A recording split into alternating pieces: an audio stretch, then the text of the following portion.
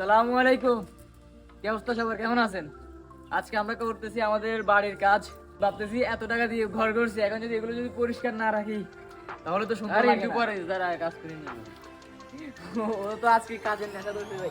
তো হঠাৎ আজকে কেন আমরা বাড়ির কাজ শুরু করলাম, বাড়ির পরিষ্কার করা শুরু করলাম? কারণ অনেক দিন ধরে ঘরের কাজ চলতেছে, এই কারণে আমরা সময় পাচ্ছি না বাড়িটা পরিষ্কার করার। তো আমার ভাই বলতেছে আজকে যেহেতু আমরা ফ্রি আছি, এই সুযোগে বাড়িটা পরিষ্কার করে ফেলি। তো দুই ভাই কাজ করার সরঞ্জাম নিয়ে নেমে পড়লাম কাজে। আসলে আমরা হচ্ছি স্টুডেন্ট এবং আমরা পড়ালেখা করি, পড়ালেখার মধ্যে আমরা বিজি থাকি, তারপর আমরা সময় পেলে কন্টেন্ট ক্রিয়েশন করি। সারাদিন বই আর মোবাইল নিয়ে ডুবে থাকায় আমাদের গায়ে যেন জং ধরে গেছে। শুধু আমরা না, এখনকার সব ছেলে মেয়ে পড়ালেখা করলে করে, না হলে মোবাইলের মধ্যে ডুবে থাকে। আমরা সকলেই কিন্তু জানি মোবাইল আমাদের অনেক ক্ষতি করে, তারপরেও আমরা কিন্তু এই মোবাইলের মধ্যে ডুবে থাকি। তাই আমরা সবাইকে বলবো, আপনারা অবশ্যই বাইরের প্রকৃতিকে উপভোগ করুন, আর সম্ভব হলে বাড়ির পাশে কৃষি কাজ করার চেষ্টা করুন। তাহলে আপনাদের মন ও শরীর দুটোই ভালো থাকবে এবং আপনাদের কিছু টাকা সঞ্চয়ও হবে। তো আপনাদের সাথে কথা বলতে বলতে আমাদের কাজ কিন্তু অনেকটাই এগিয়ে গেছে। আর একটা কথা না বললেই নয়, ভিডিওটা এতক্ষণ দেখার জন্য আপনাকে অসংখ্য ধন্যবাদ। কাজ করতে করতে বিজয় 400 বছরের পুরনো একটি খনিজ সম্পদ পেয়ে গেছে, যা একটি ইট। বিজয় এখন পরিষ্কার করতেছে তার নিজের হাতে রোপণ করা পেয়ারা গাছের তলানি। আসলে পেয়ারা গাছটি হাইব্রিডের, তাই ওর গাছ এখন ওর থেকে লম্বা হয়ে গেছে।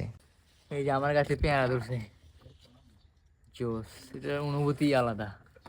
আচ্ছা, আজকে তাহলে আপনাদেরকে সত্য কথাটা বলেই দিই। গাছগুলো যখন ছোট ছিল আমরা বেশি পানি দিতে পারি নাই, তাই জন্য আজকে সব পানি একসাথে দিয়ে দিচ্ছি। কারণ আমরা তখন ভাবছিলাম গাছগুলো মরে যাবে, কিন্তু এখন দেখতেছি আল্লাহর রহমতে এগুলো বেঁচে উঠেছে। আর কাজ করতে করতে আমার ফ্যাশনিস্ট ভাইটার হাত ময়লা হয়ে গেছে, তাই ও বলতেছে ভাই আমাকে একটু পানি দাও। ও সরি ভাইয়া না, ভাই ভাই। এটা হচ্ছে আমাদের ফসলের ফল, লাউ গাছ রোপণ করছি। এটা তো পৌঁছে গেছি। আচ্ছা, এগুলো সলিউশন কি? এগুলোর কোনো স্প্রে নাই? এগুলো আপনাদের আঞ্চলিক ভাষায় কি বলে? লাউ বলে না কদু বলে? কদু জান্নাতের মধু এগুলো। আচ্ছা, আপনারা কি এটা জানেন বিশ্বনবীর পছন্দের খাবারের তালিকায় কদুও কিন্তু ছিল? কদু, লাউ, আমাদের তো আপনার আঞ্চলিক ভাষায় এগুলো কি বলে আমাদের অবশ্যই কমেন্টসে জানাবেন। হ্যাঁ, আমরা এখানে দেখতেছেন বেগুন করছি, তারপরে ধনিয়া। এই জিনিসটা গ্রান আসলে কে কে আমার মতো শুনতে ভালোবাসেন এরকম না?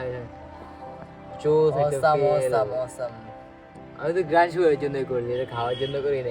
আরো আছে এখানে, এটা আমাদের একদম রাস্তার সাথেই, আমরা আমাদের ঘরটা একদম রাস্তার সাথে। তো এখানে অনেকটাই জায়গা আমাদের, তো এটাকে কাজে লাগাচ্ছি। এমনিতে গাড়ি ঘোড়া এতটুকু আসে না, তাই। আর গ্রামীণ অঞ্চল তো এখানে মানে অটো হাই স্টেজ দুই তিনটা থাকে, এমনিতে কোনো গাড়ি থাকে না, তাই জন্য এগুলো নষ্ট হচ্ছে না। আর এখানে মরিচ করছি, বেগুনটা একটু বেশি করছি কারণ রমজান আসতেছে, রমজানের জন্য একটু বেগুন তো দরকার, মরিচ তো অবশ্যই দরকার। তো এইটাই, তো আজকের ভিডিও এখানে শেষ করছি। সবাই আমাদের জন্য দোয়া করবেন, আমাদেরকে ভালোবাসা দিয়ে যাবেন। আসসালামু আলাইকুম।